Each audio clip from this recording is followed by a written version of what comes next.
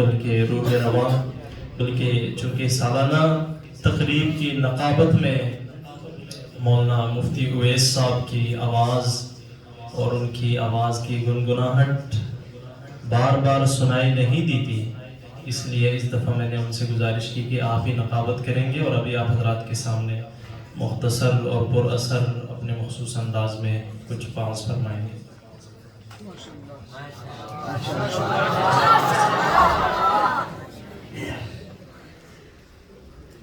طبیعت بھی کچھ ناساز ہے۔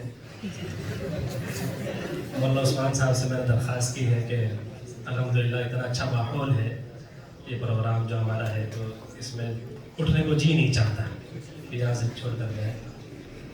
اور پھر اپنے جلیل القدر اساتذہ کرام جو ازہر من الشمس ہیں، اپنے علم میں ان کے ہوتے ہوئے بات کرنا بہت مشکل ہے، لیکن بڑوں کے حکم پر جو ہے نا تعمیل حکم کے لیے حاضر ہوں۔ بس ایک بات میرے ذہن میں ہے، آپ حضرات کو سمجھانے کے لیے ایک سوال ہے۔ نبی کریم صلی اللہ علیہ وآلہ وسلم کو اللہ تعالیٰ نے اپنا محبوب پیغمبر بنا کر اس دنیا میں مبعوث فرمایا، تو میرا آپ سے سوال ہے کہ کیوں آپ کو مبعوث فرمایا؟ کوئی ایک تعلیم شروع کرے، کوئی ایک تعلیم بتائے، کوئی پہلی لائن میں سے کوئی تعلیم بتائے، سب کے ذہن میں کیوں بھیجا؟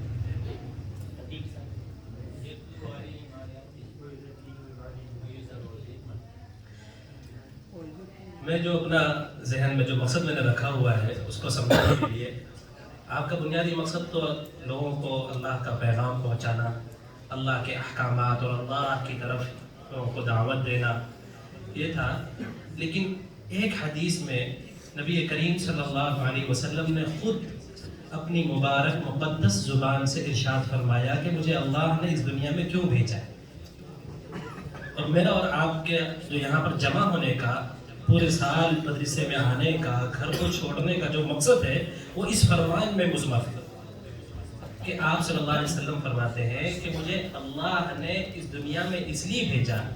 انما بعثت لاتمم مکارم الاخلاق ومحاسن الاعمال، کہ میں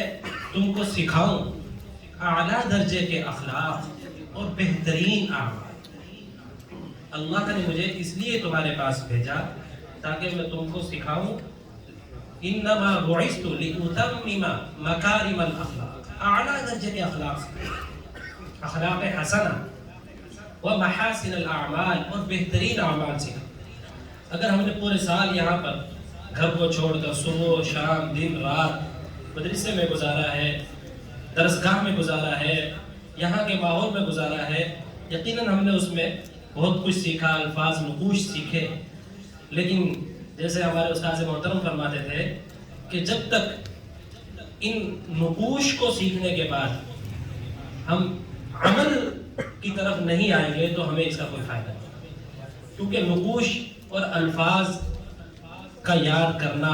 اس کو یاد رکھنا، اس کا ذخیرہ جمع کرنا، یہ تو شیطان کے پاس بھی ہوتا ہے۔ سب سے بڑا کہتے ہیں شیطان عالم، سب سے بڑا عالم شیطان، لیکن اس کے پاس عمل کی کمی تھی۔ ایک مرتبہ مجھے یاد آیا، ہمارے استاد محترم نے فرمایا، مفتی اعظم پاکستان حضرت مولانا مفتی محمد شفیع صاحب قدس سرہ العزیز نے دور حدیث کی درسگاہ میں طلباء کرام سے ایک سوال کیا اور پوچھا کہ میرے عزیز طلباء کرام یہ بتاؤ کہ علم کی تعریف کیا ہے؟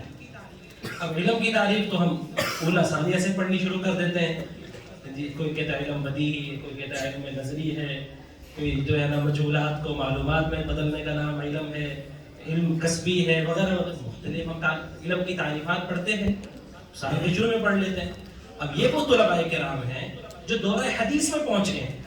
حضرت استاد صاحب نے ان سے پوچھا کہ علم کی تعریف کیا ہے؟ سب نے اسی کے مطابق جو کتابوں میں پڑھا تھا جواب دیا، فرمایا نہیں۔ پھر استاد صاحب سے پوچھا گیا کہ آپ ہی ارشاد فرمائیں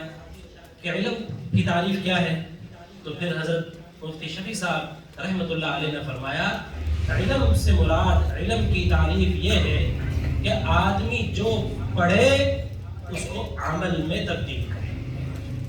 علم حقیقت میں وہ علم ہوتا ہے جو آدمی کو عمل پر لگائے۔ جو علم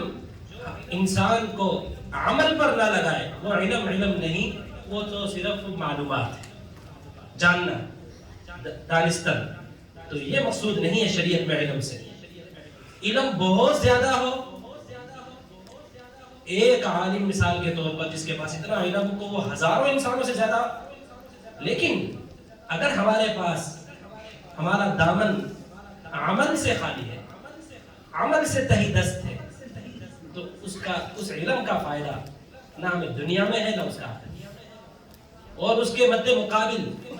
دوسری طرف ایک معمولی سا علم رکھنے والا طالب علم، کوئی عالم نوجوان جس نے بھی بہت زیادہ علم حاصل نہیں کیا، 1 سال پڑھا، متوسطہ میں ہے، ابتدائیہ میں ہے، سارے دوم میں ہے، سیوم میں ہے، کتنا اس نے کچھ پڑھا، لیکن جو پڑھا وہ ماشاءاللہ جس طرح مدرسے میں عمل کرتا تھا اسی طرح ہی مدرسے کی 4 دیواری کے باہر گھر میں عمل کیا۔ اب نہ استاذ دیکھنے والے، نہ نگران استاذ محترم، نہ اصول ضابطہ، نہ پابندی، لیکن اسی طرح ہی وہ مقصد کیا ہے کہ اس نے واقعتاً علم حاصل کیا کہ جو اس کو سال کے پہلے دن بتایا گیا تھا کہ جو کچھ پڑھنا ہے وہ اللہ کی رضا کے لیے پڑھنا ہے، اس کے ذہن میں یہ بات بیٹھی۔ اب اتنا ہی اس نے علم حاصل کیا اور اللہ کی رضا کے لیے وہ گھر میں گھر والوں کے ساتھ، ماں باپ کے ساتھ، بہن بھائیوں کے ساتھ ہر عمل میں بہترین طریقے سے پیش آتا ہے، بدتمیزی نہیں کرتا، ناچاقی نہیں کرتا ہے، نافرمانی نہیں کرتا، حکم عدولی نہیں کرتا، بلکہ ماں باپ کی خدمت کرتا ہے، ان کے ساتھ بہن بھائیوں کے ساتھ حسن سلوک کے ساتھ پیش آتا ہے۔ محلے کے اندر جو ملنے والے ہیں، عزیز و اقارب، پڑوسی، رشتہ دار، اہل محلہ،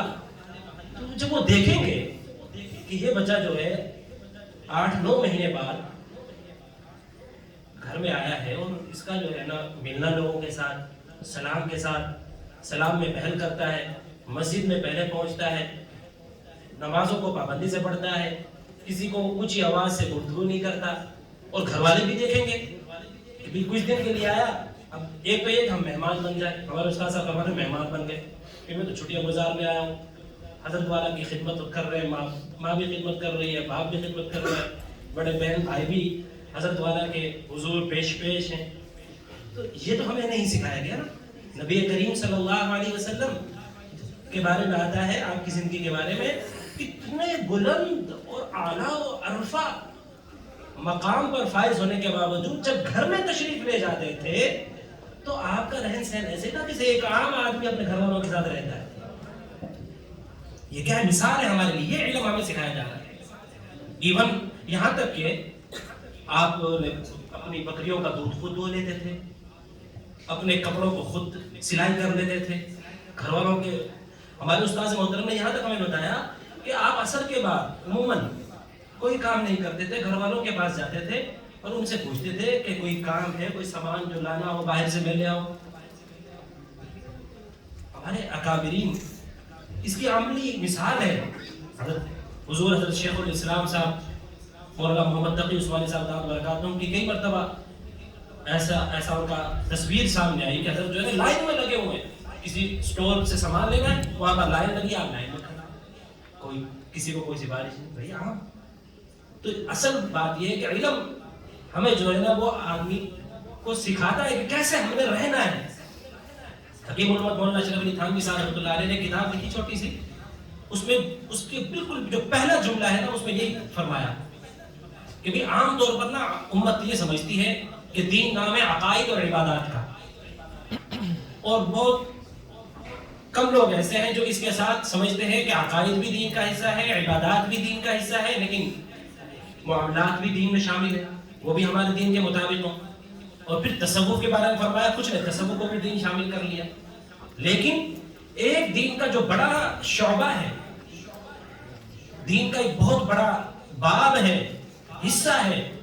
اس کو عام طور پر ہم دین میں شامل نہیں کرتے، ہم اس کو دین سے الگ سمجھتے ہیں۔ اور وہ کیا فرمایا؟ وہ ہے معاشرت، رہن سہن کے طور طریقے۔ گھر والوں کے ساتھ رہنا، ماں باپ کے ساتھ رہنا، بہن بھائیوں کے ساتھ رہنا، پڑوسیوں کے ساتھ رہنا، محلے کے والوں کے ساتھ رہنا.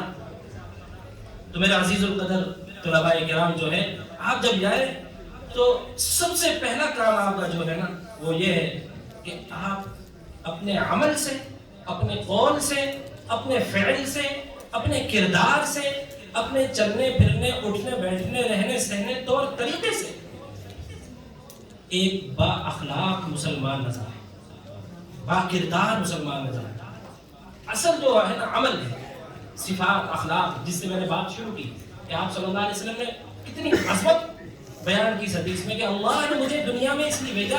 تاکہ میں تم کو اعلیٰ درجے کے اخلاق سکھاؤں اور بہترین اعمال سکھاؤں. اللہ سبحانہ و تعالی ہمیں عمل کی توفیق عطا فرمائے. میں انتہائی شکر گزار ہوں اپنے اساتذہ کرام کا، اپنی مجلس منتظمہ شورا کا، ناظمین حضرات کا کہ ان حضرات کی وساطت سے ہمیں یہ بہترین ایک محفل سجانے کا موقع ملا. اور انشاءاللہ اللہ تعالیٰ کی بارگاہ میں درخواست گزار ہوں، دعا کرتا ہوں کہ اللہ تعالیٰ ہمیں آخری سانس تک اسی طرح ہی اپنے دین کی مجلسوں میں اٹھنے بیٹھنے کی توفیق نصیب فرمائے.